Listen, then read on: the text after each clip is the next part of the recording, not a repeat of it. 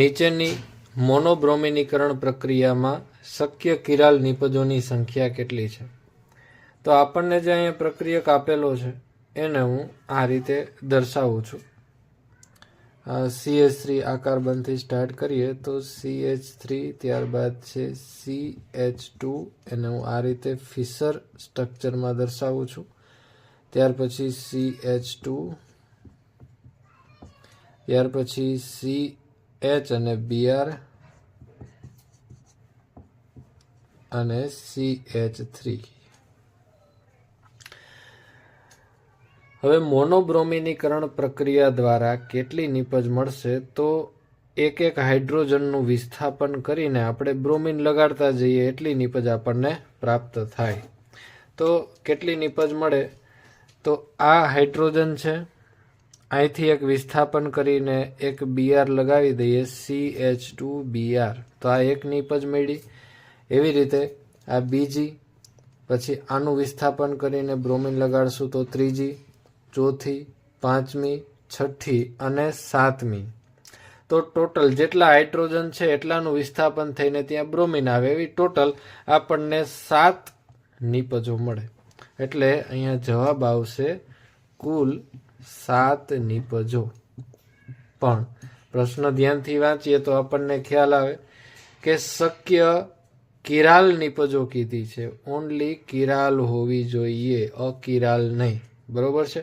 તો આપણે 7 નિપજોમાંથી અમુક નિપજો છે કિરાલ પણ હશે અને અમુક અકિરાલ પણ હશે. તો 7 નિપજને આપણે લખીએ. પહેલી નિપજ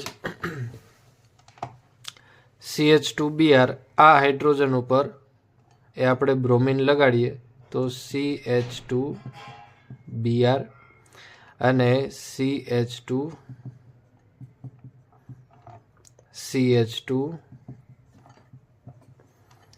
CBrH અને CH3. એક આ નિપજ થઈ.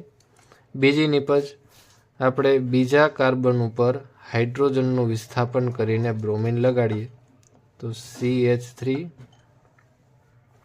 અને CH3 વચ્ચે 3 કાર્બન આવેલા છે અને બ્રોમિન આપણે આ જગ્યાએ લગાડશું, બાકીના બધી જગ્યાએ એઝ ઇટ ઇઝ હાઇડ્રોજન. તો આ બીજી નિપજ છે. તો આપણે આની ઓળખ પણ કરતા જઈશું, કિરાલ છે કે અકિરાલ છે. તો પહેલી નિપજ છે એ આપણને કિરાલ દેખાય છે, કારણ કે બધા કાર્બન સાથે એક સરખા સમૂહ જોડાયેલા નથી. બીજી નિપજમાં પ્લેન ઓફ સિમેટ્રી જોવા જઈએ તો બંને બાજુ એક સરખું દેખાય છે, એટલે આ નિપજને આપણે અકિરાલ કહી શકીએ. તો બીજા નંબરની નિપજ અકિરાલ છે. ત્રીજી નિપજ જોઈએ. ત્રીજામાં આપણે આ હાઇડ્રોજન ઉપર બ્રોમિન લગાડશું તો CH3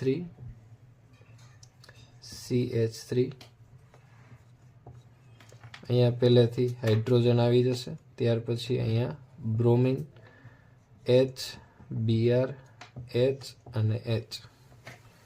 તો આ ત્રીજી નિપજ છે, એ પણ આપણે જોઈ શકીએ છીએ કે કિરાલ છે. ચોથી નિપજ તો આપણે આ વખતે આ હાઇડ્રોજનનું વિસ્થાપન કરીને ત્યાં બ્રોમિન એડ કરશું તો CH3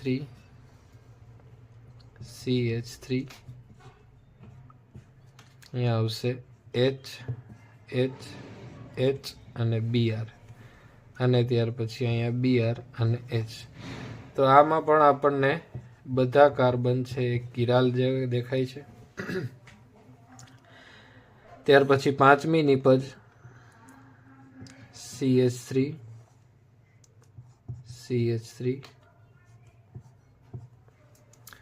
હવે આપણે આ હાઇડ્રોજનનું વિસ્થાપન કરીને ત્યાં બ્રોમિનને જોડશું તો H, H, H અહીંયા આવશે Br, અહીંયા પણ Br અને H.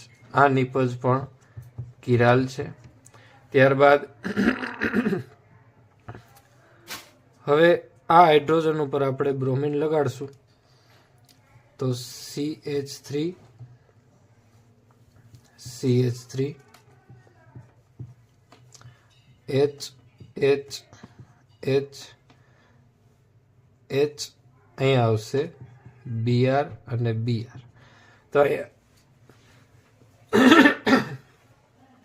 એક જ કાર્બન ઉપર બે Br જોડાયેલા છે એટલે આ કાર્બન છે એ અકિરાલ થશે.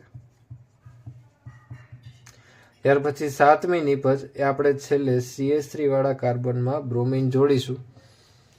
CH3 CH2Br H H Br H H H. તો આ નિપજ પણ કિરાલ છે. તો ટોટલ કિરાલ નિપજોની સંખ્યા કેટલી છે આપણે ચેક કરી લઈએ. તો કિરાલ નિપજ 1, કિરાલ નિપજ 2, 3, 4 અને 5 એમ ટોટલ કુલ 5 કિરાલ નિપજો મળે છે. તેથી જવાબ આવશે 5 નિપજો.